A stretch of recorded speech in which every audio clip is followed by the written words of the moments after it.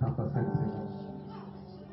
Nous continuons à nous abandonner à toi, afin que ton esprit qui a débuté avec nous continue à nous conduire, à nous guider, Seigneur, pour la gloire de ton Seigneur. Au nom de Jésus-Christ. Nous avons ainsi prié. Amen. Amen. Bonsoir à tout le monde. Vous allez bien, ça va? Par le Seigneur. On va courtement s'encourager. Au début de la réunion, on a pris un court chant. Un court refrain que nous chantons souvent ici. Pour nous demandons au Seigneur de nous faire entrer dans sa présence. Là où il y a tout. Alléluia. Amen. Dans sa présence, il y a tout. Oyonde elonga nanga, kotisanga epai elonga esalaka kolo kolo namona se monene elonga nanga, kotisanga epai elonga esalaka kolo kolo namona yonde kembo nanga, kotisanga epai kembo esalaka kolo kolo namona semone yonde sengo nanga, kotisanga epai esengo esalaka kolo kolo namona semone yonde kimya nanga, kotisanga epai kimya esalaka kolo kolo namona semone yonde nguya nanga,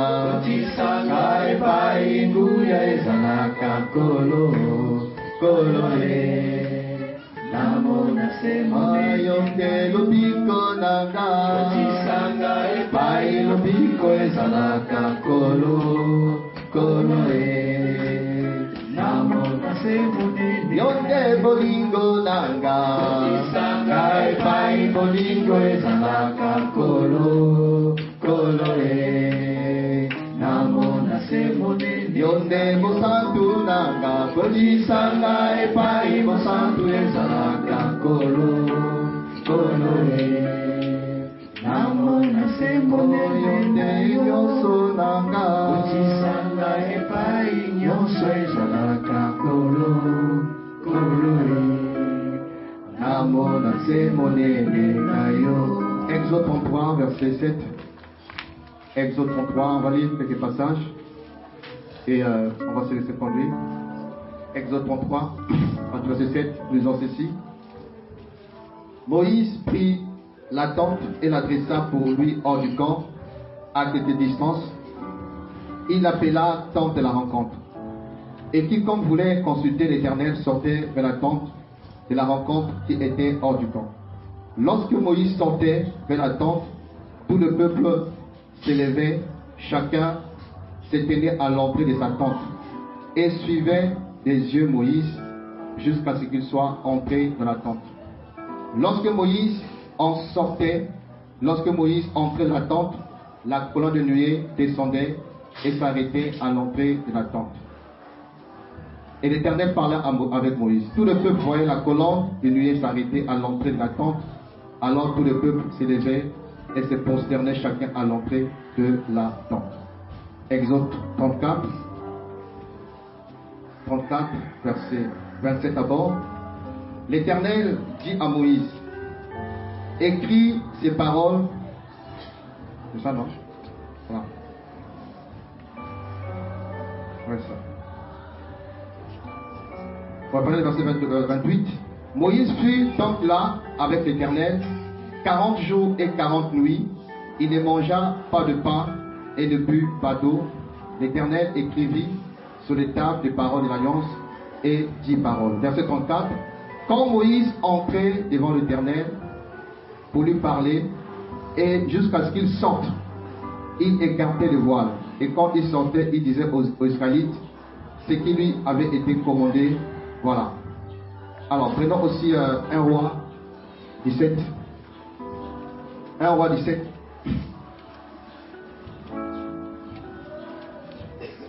Un Roi 17.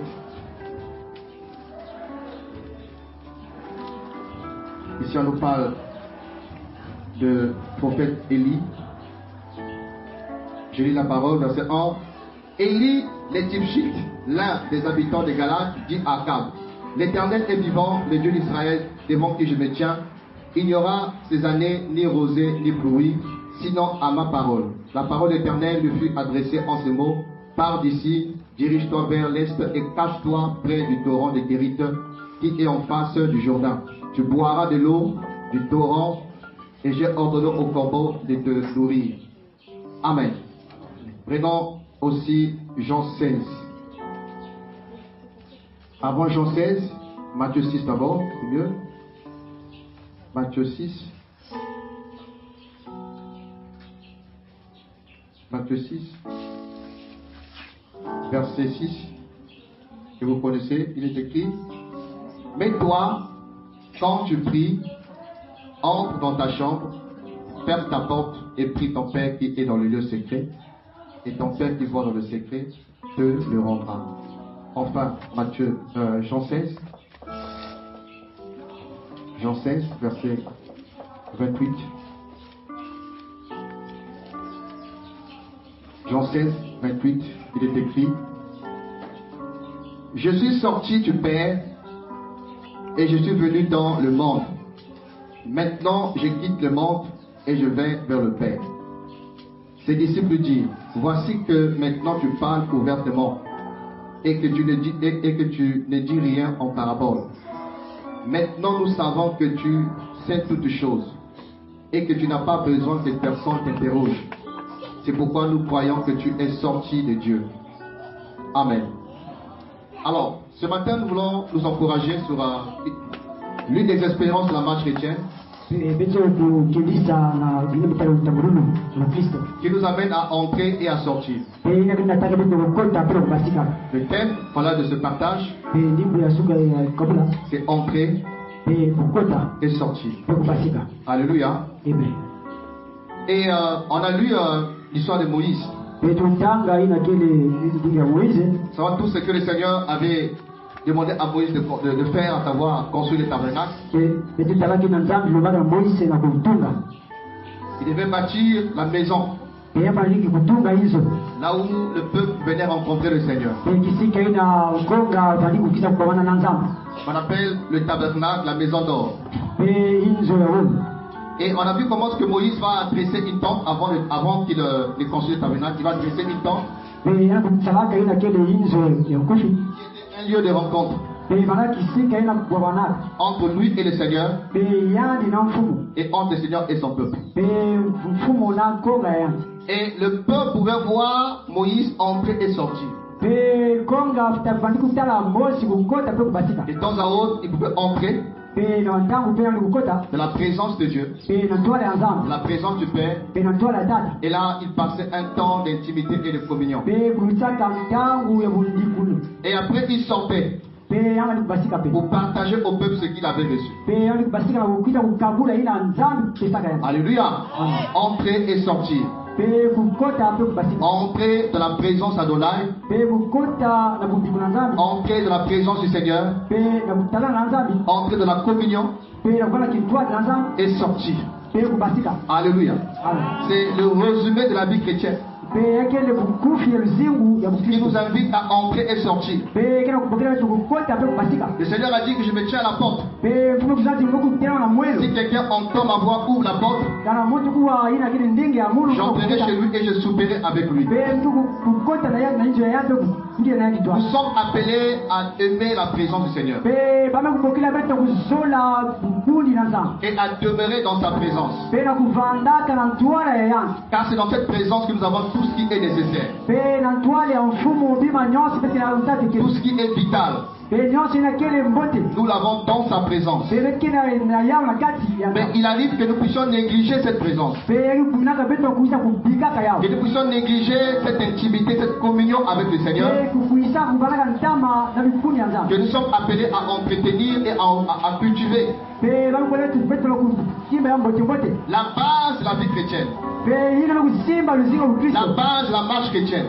La base de l'expérience chrétienne, la vie avec le Seigneur, c'est l'intimité d'abord, qui nous invite à entrer.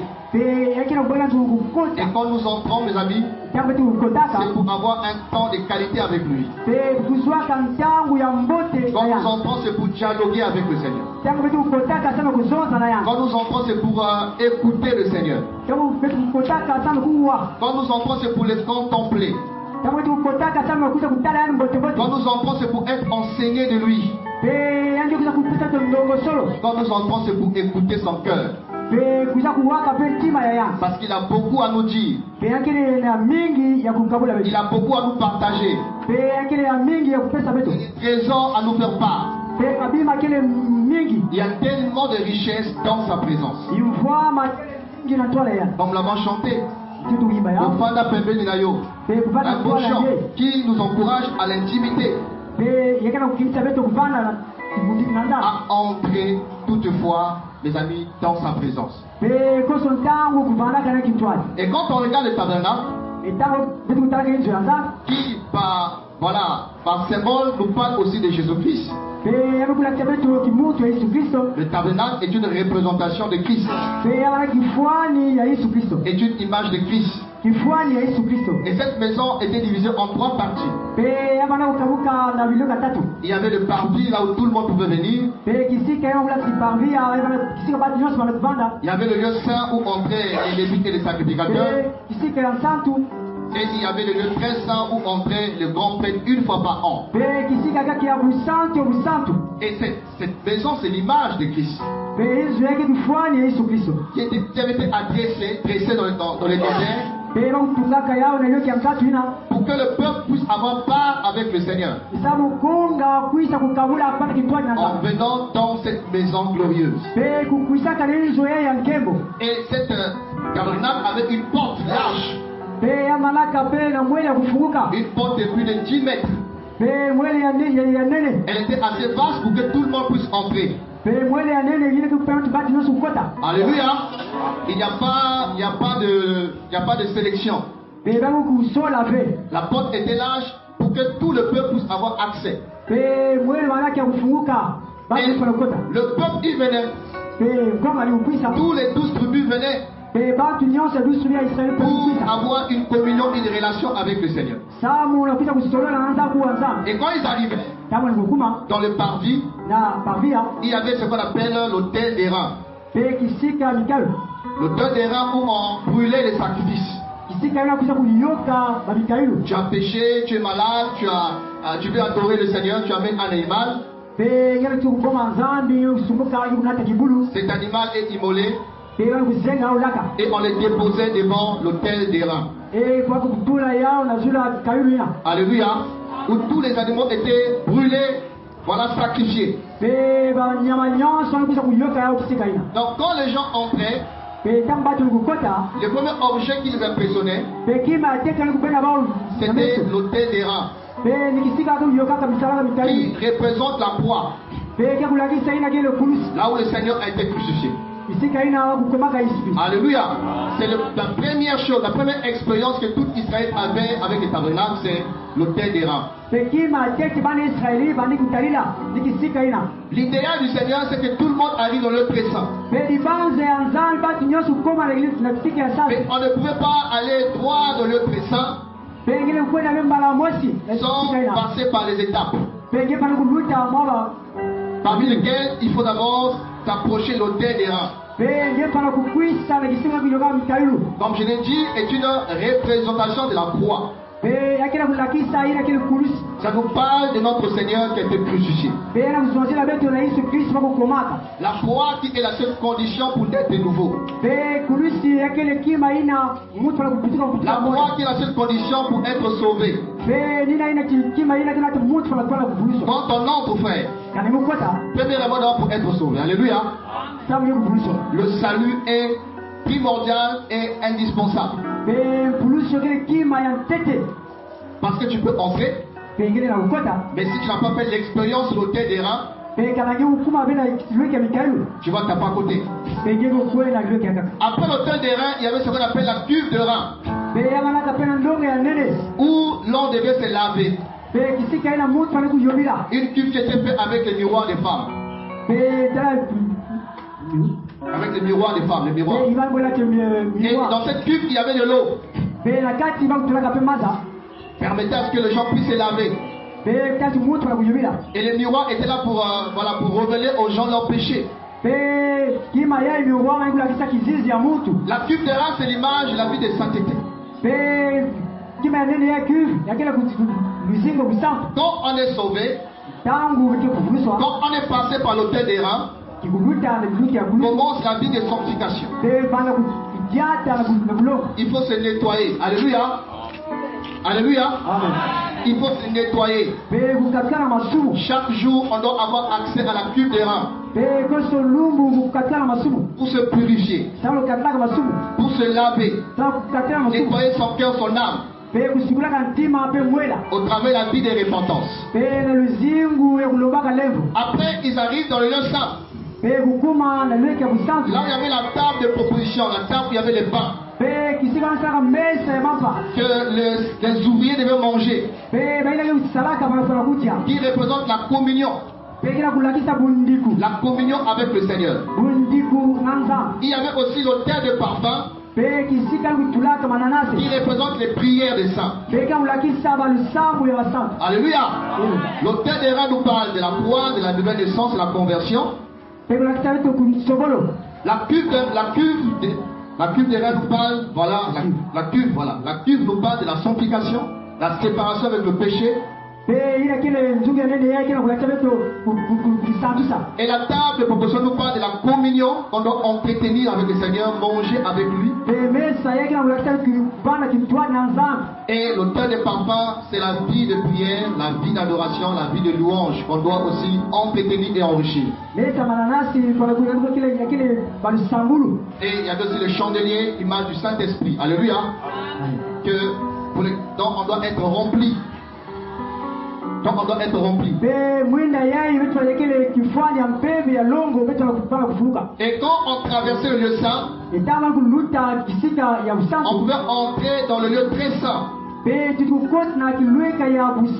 Là où il y avait l'arche représentant la gloire du Seigneur. Il y avait la manne, la parole de Dieu. Il y avait la verge d'Aaron, la puissance de la résurrection. Alléluia. Amen. Donc on voit que le peuple était invité à entrer afin d'expérimenter tous ces objets parlant du Seigneur. Et une image aussi de la vie chrétienne, de la marche chrétienne, qui commence d'abord par l'autel des reins. Alléluia. Jésus-Christ est mort. Il est mort pour nos péchés. C'est bien de venir aux réunions d'église. C'est bien de chanter comme on a fait ce matin. Mais ce qui est plus important, c'est être une nouvelle créature. Parce qu'on peut faire toutes ces choses sans être né de nouveau. Alléluia. Il y a besoin de se rassurer que nous sommes sauvés. Qu'on a reconnu Jésus-Christ crucifié pour nos péchés. Et qu'on a donné notre vie au Seigneur pour être transformé. Et c'est rassurer aussi que nous marchons dans la sainteté. Que nous nous lavons régulièrement par l'eau de la cuve. Que nous veillons sur l'état de notre cœur. La Bible dit que celui qui dit qu'il n'a pas de péché, c'est un menteur. Et la vérité n'est pas en lui. C'est lui qui est sauvé. Il doit se nettoyer chaque jour. Il doit se sanctifier chaque jour. Il doit se séparer avec le péché. C'est lui qui est sauvé. Il doit manger le pain qui représente le Seigneur. Il doit enrichir sa communion personnelle avec le Seigneur. C'est lui qui est sauvé. Il doit avoir une vie de prière. Il doit brûler les parfums. Une vie d'adoration et de louange. Alléluia. Entrer et sortir. Le peuple entrait. Et ils contemplaient toutes ces choses-là. Ils entraient et ils expérimentaient toutes ces richesses, tous ces trésors. Et ils sortaient transformés, influencés par toutes ces choses qu'ils contemplaient. Et Moïse également, on nous dit qu'il montait dans la présence du Seigneur. Le peuple le voyait entrer dans la nuée. Et là, il passait du temps en train de parler avec le Seigneur, en train de l'écouter, en train de se ressourcer. Au point que quand il sortait, même son visage brillait. Tellement qu'il est entré, il est resté. Et il a contemplé, savouré. La présence du Seigneur l'avait affecté. Parce que c'est une présence contagieuse. C'est impossible que tu sois avec lui sans que rien ne se passe dans ta vie. Alléluia. C'est impossible que ton cœur soit en contact avec le Seigneur sans que ta nudité soit exposée. Sa présence expose tes défauts. C'est dans sa présence que tu réalises que tu es orgueilleux, que tu réalises que tu es sale, que tu réalises que tu n'es, voilà, que tu n'es pas vrai. Non pas pour te condamner, mais pour que tu t'approches davantage, pour être transformé, pour être nettoyé. Alléluia. Aimez cette présence, frères et sœurs. Les temps où nous sommes frères, c'est un temps mauvais, un temps difficile, où on a besoin de rester, d'y entrer suffisamment régulièrement, afin de se ressourcer, afin de puiser la force, afin d'être influencé par son caractère. Il est saint, frère. Il est saint. Et quand tu es dans sa présence, sa sainteté t'influence. Il est amour. Et quand tu es avec lui, son amour t'influence. Il est glorieux. Et quand tu es en contact avec lui, comme Moïse, ta gloire va t'affecter, va t'influencer. Alléluia. Aimez sa compagnie, frères et sœurs. Parce que plusieurs enfants du Seigneur méprisent la présence du Père. Ils préfèrent rester dehors qu'à l'intérieur. C'est pourquoi la majorité est sec. Les gens sont vides. Parce qu'ils ne sont pas rechargés par cette présence-là. Alléluia. Moïse entrait, il recevait le rouleau. Il recevait l'instit dit le Seigneur.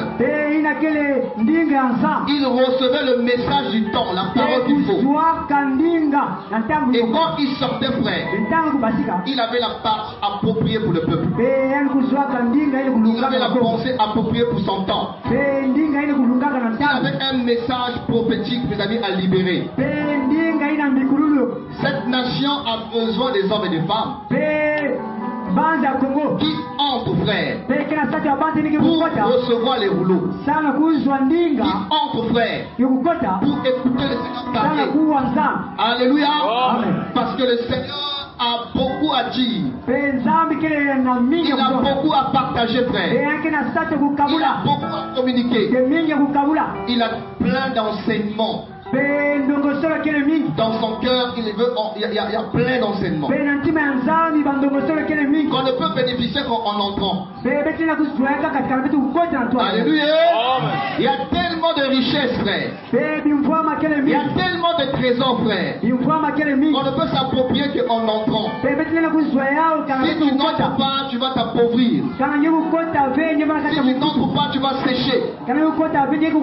Si tu n'entres pas, tu seras facilement vulnérable. Alléluia. Serviteur de la parole. Vous qui prêchez la parole, vous qui enseignez la parole, il y a besoin d'entrer de temps en temps.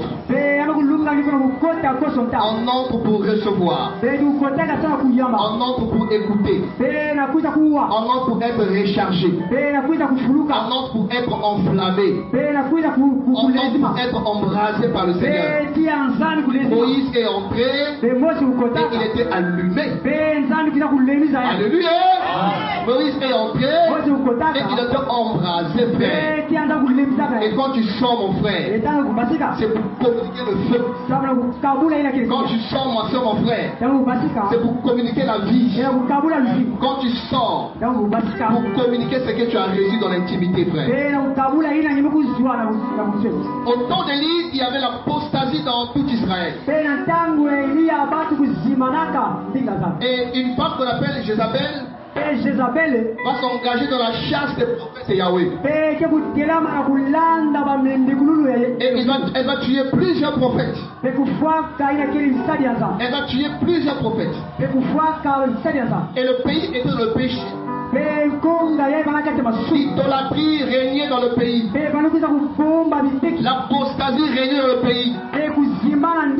Comme à notre époque, frères et sœurs. Où il fait tard, les temps sont mauvais. Et l'esprit de Jézabel est encore opérationnel. C'est une tueuse de prophètes. Sa cible principale, frères et sœurs, ce sont ceux qui ont l'esprit du Seigneur. La cible principale de frères et sœurs, ce sont ceux qui aiment la vérité. La cible principale d'Isabelle, ce sont ceux qui parlent le témoignage du Mashiach. Sa mission, c'est de décapiter les gens baptistes. Sa mission, c'est de couper les tresses, les tresses de Samson. Sa mission, c'est d'endormir les prophètes, d'endormir les églises, d'endormir les foyers et les familles dans le péché, dans la distraction. Et le Seigneur va voir un homme dont le cœur était disposé. Le prophète Élie, frère et sœur. Le Seigneur va lui dire, va et cache-toi. Cache-toi dans le torrent. Cache-toi dans la caverne. Élie va obéir à la parole. Élie va se cacher. Il va entrer dans la caverne. Il est entré dans la caverne. Et là, il est resté là, frère, pour se mettre à l'abri de l'apostasie, de cette influence, comment on appelle ça, inique, voilà, pour se mettre à l'abri. Et chaque jour, matin et soir, il était nourri par des corbeaux qui lui apportaient le pain, de l'eau. Et il a fait un bout de temps dans cette caverne dans la présence du Seigneur. Alléluia. Il est entré dans cette caverne, là où le Seigneur était en train de le préparer pour une grande mission. Il n'était pas encore prêt pour affronter les 800 prophètes de Baal. Il n'était pas encore prêt pour affronter les prophètes Astarté. Le Seigneur va le mettre à côté, à part. Il va le cacher pour le préparer, pour l'enseigner. Alléluia. Entrer, c'est pour se cacher. Se cacher dans la présence du Père. Les temps où nous sommes frères et sœurs, un temps où de temps à autre on doit se cacher dans le Seigneur. C'est une image de la retraite. Il se retire, il se met à part. Il s'est mis à part pas pour suivre des séries. Il s'est mis à part pas pour suivre les matchs. Alléluia. Il s'est mis à part pas pour passer un temps de la distraction. Mais il s'est mis à part pour écouter le Seigneur. Pour être formé par le Seigneur. Pour être équipé par le Seigneur. Et c'est la pensée du Seigneur dans le temps où nous sommes frères.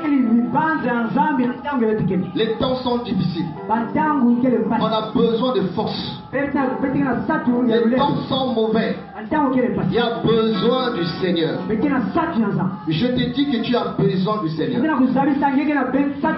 Et cette assistance, mes amis, on ne peut l'avoir qu'en se cachant en lui. En se retirant. En prenant du temps avec le Seigneur. Afin d'être équipé. Pour recevoir de sa part les forces spirituelles contre la tentation. La force spirituelle contre la séduction. La force spirituelle pour tenir devant des vents et des tempêtes d'erreur qui souffrent déjà. Frères et sœurs, par les compassions du Seigneur, il y a besoin de prendre au sérieux ta relation personnelle avec le Seigneur. Il y a besoin que tu élèves le niveau de ta communion avec le Seigneur. Par rapport à ce qui arrive. Par rapport à ce qui arrive. Tu as plus de lui. Quand on le chante, plus de toi, plus de lui, plus de son soutien, plus de sa connaissance, plus de sa crainte. Alléluia. Plus de consécration, plus de profondeur, frère, plus d'amour pour lui, plus de zèle. Les zèles que tu as suffisant pour surmonter ce qui arrive. La vie de prière que tu as n'est pas suffisante pour surmonter ce qui arrive. La consacration actuelle que tu as n'est pas suffisante, ma soeur et mon frère, pour tenir devant ce qui arrive, pour rester debout devant cette tsunami d'erreur, cette tourbillon. Il y a besoin encore de se cacher pour développer la foi personnelle. Parce que plus les gens ont la foi de la foule, ils sont debout parce qu'ils sont encore entourés par des frères et des sœurs. Ils continuent à prier parce qu'il y a encore des frères et des sœurs qui sont autour. Ils continuent à se sanctifier parce qu'il y a encore des frères et des sœurs qui sont autour. Ils continuent à créer le Seigneur parce qu'il y a encore des frères et des sœurs qui sont autour. Ils ont la foi du groupe. Ils ont la foi de la foule. Mais ils n'ont pas la foi des livres.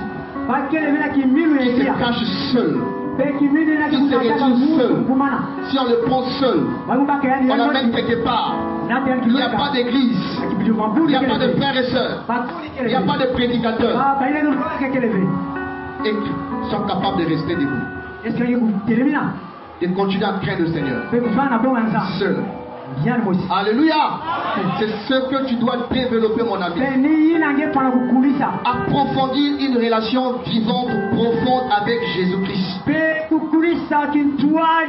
On a besoin. Alléluia. Amen. Je t'en supplie. Il faut que tu te ressaisisses. Il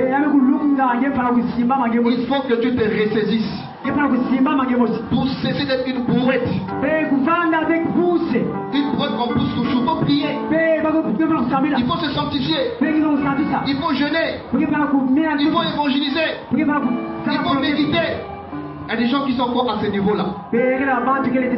Qu'on puisse encore le pousser comme une bourrette. Jusqu'à quand auras-tu toujours besoin de béquilles? Jusqu'à quand auras-tu toujours besoin de béquilles spirituelles pour aimer le Seigneur, pour le craindre et le servir? Car plusieurs ont encore des béquilles faites en acier. Si on les enlève là, ça veut dire qu'il marchera à 4 pattes. Donc pour ça marcher à 4 pattes. Parce qu'il n'y a pas encore d'équilibre. Alléluia. Amen. Cache-toi. Il faut de temps à autre se cacher dans la présence du Seigneur. Alléluia. On nous a parlé aussi du Seigneur Jésus-Christ, où on dit: je suis sorti. Je suis sorti du Père. Amen. Il était quelque part. Après un temps arrivé, il est sorti. Et quand il est sorti, c'est pour faire tout ce qu'il a fait pendant 3 heures et demie. Alléluia. 3 heures et demie après, il est rentré encore. Amen. Avant de sortir, avant de quitter le ciel, il est resté là. Dans la présence du Père. Il est resté là. Dans l'intimité. Et quand il est sorti, il dit que tout ce que je vous dis là, ça ne vient pas de moi. C'est tout ce que j'ai entendu de mon Père. Alléluia. Tout ce que je fais là, ça ne vient pas de moi. Ce sont des œuvres que j'ai appris. Alléluia. Il a pris le temps d'apprendre. Il a pris le temps d'écouter le Père. Il a pris le temps d'être formé. Et quand il est sorti du ciel, alléluia, un semeur sorti pour un. Alléluia. Un semeur sorti pour un. Avant qu'il sorte pour semer, il était où? Caché. Dans l'intimité. Et quand le temps arrive, le grand semeur est sorti. Pendant 3 ans et demi, il a commencé à répandre les grains. Il a commencé à répandre les grains. Par-ci, par-là. Alléluia. Et après qu'il est sémé, et à la fois il a dit: tout est accompli. J'ai fait tout ce que j'avais appris dans le secret. Tout ce que j'avais appris dans l'intimité, tout est accompli. Et ce jour-là, mes frères, il les emmenait sur la montagne des Oliviers. Et là, devant eux, frères, il est monté pour entrer. Alléluia. Il est sorti un jour. Au travers Marie, il est sorti. Par Marie, il est sorti. Par la porte de la femme, il est sorti. Parce qu'il avait appris. Parce qu'il avait écouté. Parce qu'il avait été formé. Alléluia. Et quand il a fini de faire tout ce qu'il fallait, il est assis à la droite du Père. Il est réparti dans la gloire. Entré et sorti. Dans Matthieu 6, verset 6, pour finir, il dit: quand tu pries, entre dans ta chambre. Entre dans ta chambre. Et là, quand tu entres là, ce n'est pas avec ton Android. Alléluia. Quand tu rentres là, ce n'est pas avec un journal en train de lire un roman photo. Alléluia. Quand tu rentres là, c'est pas suivre même des chants de louange là. C'est pas ça d'abord. Parce que ça peut te distraire. Amen.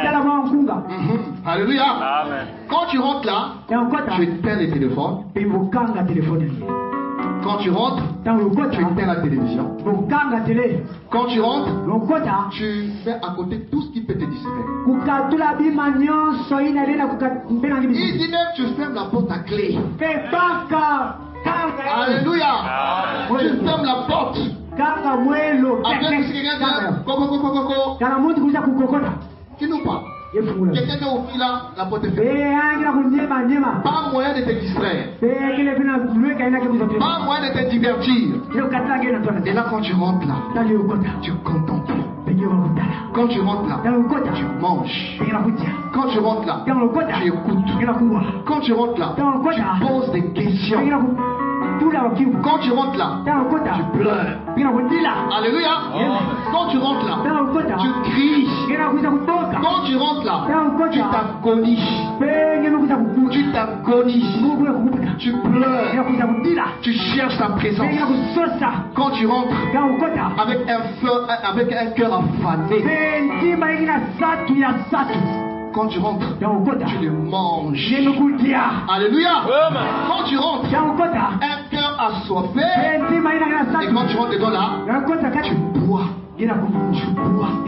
Tu bois, frère, l'eau de la vie. Alléluia.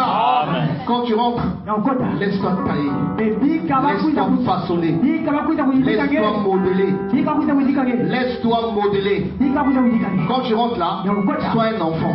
Ne sois pas. Sois un enfant, voilà. Si te prends là, il te prend comme ça, il te jette par terre. Tu roules par terre. Oh Seigneur. Oh Seigneur. Alléluia. Et quand tu sors de là, frère, savez quelque chose. Quand Élie est sorti, après le torrent, Dieu l'a mené à Sarepta. Et là-bas aussi, il y avait une formation. Sarepta signifie raffinerie. Raffinerie. Donc le Seigneur l'a encore raffiné encore. Raffiner sa foi. Et après que frère, il ait reçu tout ce qui était nécessaire, le Seigneur dit, bon, là maintenant sors, présente-toi devant Akab. Alléluia. Présente-toi devant Akab. Là, tu n'as plus à te cacher là. Lâche-toi, Élie. Élie s'est lâché. Alléluia. Il dit, Akab, toi là. C'est à cause de toi que le pays est dans le malheur. Comme tu ne veux pas te repentir, alors dis à ta femme Isabelle que le temps est arrivé pour la démonstration de la puissance de Dieu. Le temps est arrivé pour que le peuple sache qui est le véritable Elohim. Alors convoque tous les prophètes de Baal. Je vous lance un défi. Convocation solennelle. Il était sûr de lui, frère. Alléluia. Parce qu'il était entré. Et là, il est resté. Il était cherché, frère. Alléluia. Il avait une foi qui déplace les montagnes, frère. Il n'avait pas à trembler. Et là, le frère, il dit, bon, invoquez. Il a croisé ses bras comme ça. Il mangeait son gratin dans la bouche. Oh, mais quoi? Mais c'est quoi là? Il n'y a encore rien là. Parle, réponds, parle. Il crie, il silence, rien. Il dit, bon, maintenant c'est mon temps maintenant. Allez vous asseoir, je vais vous enseigner maintenant. Je vais vous faire l'école.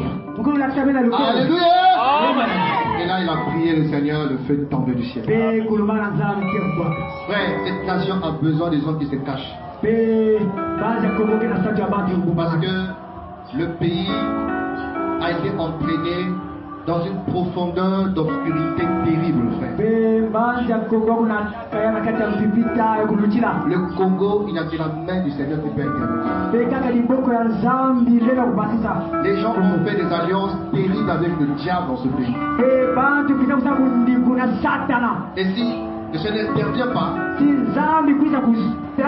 c'est misère sur misère, chaos sur chaos. Le diable, quand il dit, si tu te prosternes devant moi, je te donne tout. Alléluia. Mais il ne donne pas pour rien. Les gens ont la gloire. Satan leur a donné la gloire de ce monde. Mais en contrepartie, on a sacrifié la nation. On a sacrifié le peuple. On a sacrifié les générations.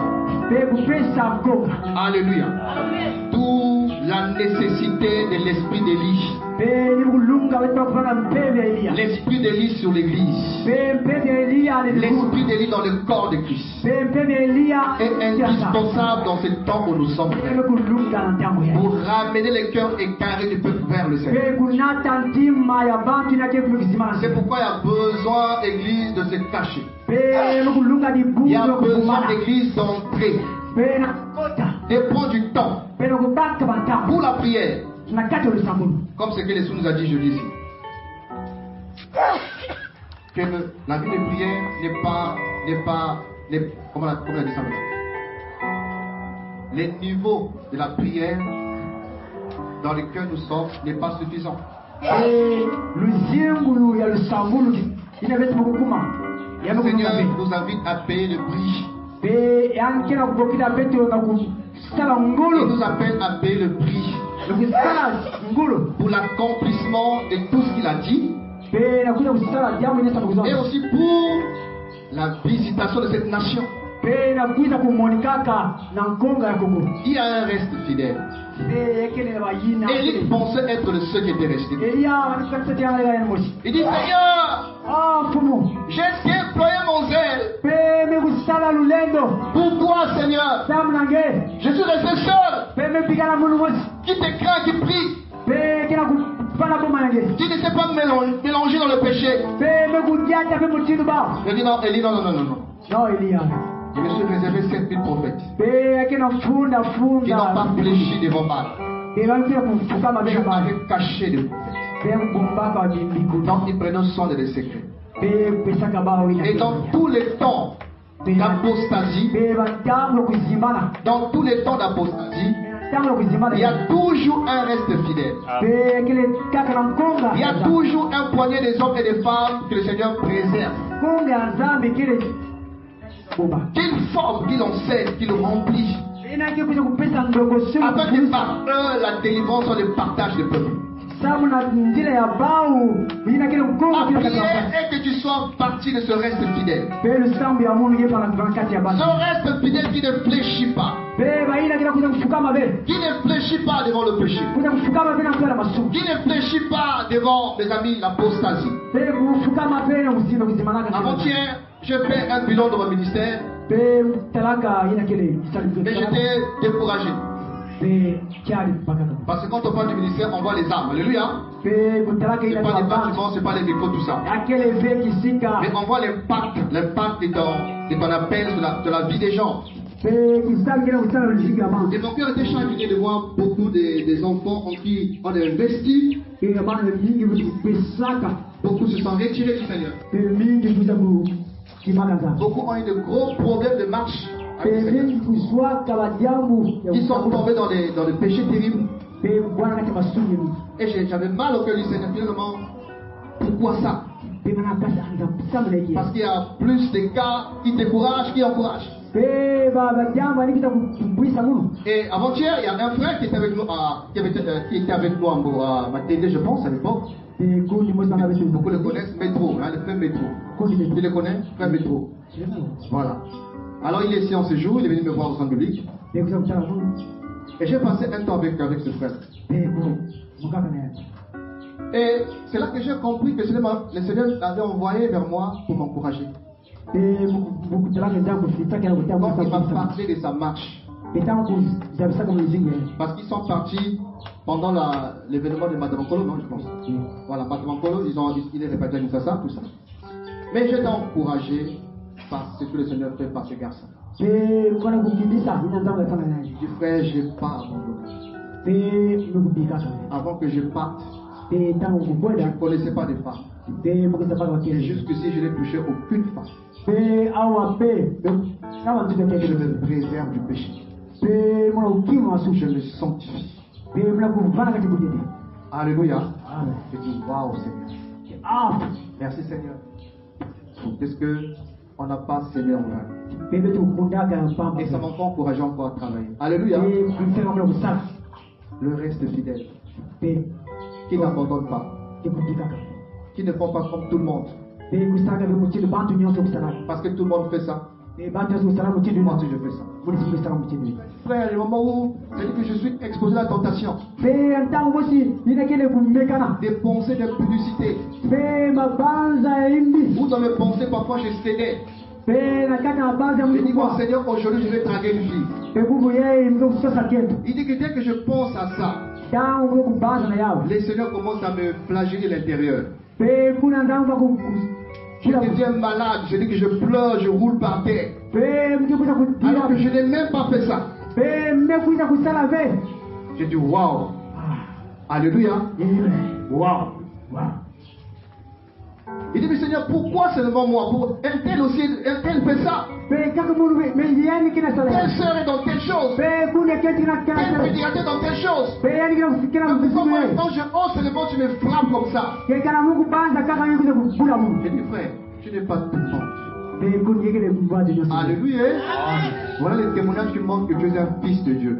Les enfants de Dieu ne se complaisent pas dans le péché. Laisse-moi te dire ce matin, frère et soeur, si tu vis dans le péché, ou tu tombes dans le péché, et que tu es tranquille, voilà un signe que tu n'es pas un enfant de Dieu. Si tu vis dans le péché, concernant le péché, et que tu es tranquille, tu mens pour toi tranquillement, tu insultes tranquillement, tu peux haïr tranquillement, et que tout est normal pour toi, voilà un signe qui montre que tu as besoin de te convertir, que tu ne connais pas le Seigneur, que tu n'es pas converti, que tu n'es pas né de nouveau. Alléluia. Amen. Parce que les enfants du Seigneur ne se plaisent pas dans le péché. S'il arrive qu'ils trébuchent, tu perds la joie, tu perds la paix, tu es malheureux, il te chicote. La vie dit que si on n'est pas châtié, c'est que nous sommes des enfants illégitimes. Quel est ce père qui ne châtie pas son fils? Si nous sommes exempts de châtiment, c'est que nous sommes des fils et des filles illégitimes. Alléluia. Car Dieu châtie ceux qu'il reconnaît pour ses fils et ses filles. Le signe qui montre que tu es sa fille, c'est le fait qu'il a tous les droits sur toi. Qu'il te ôte la paix. Il te ôte la joie.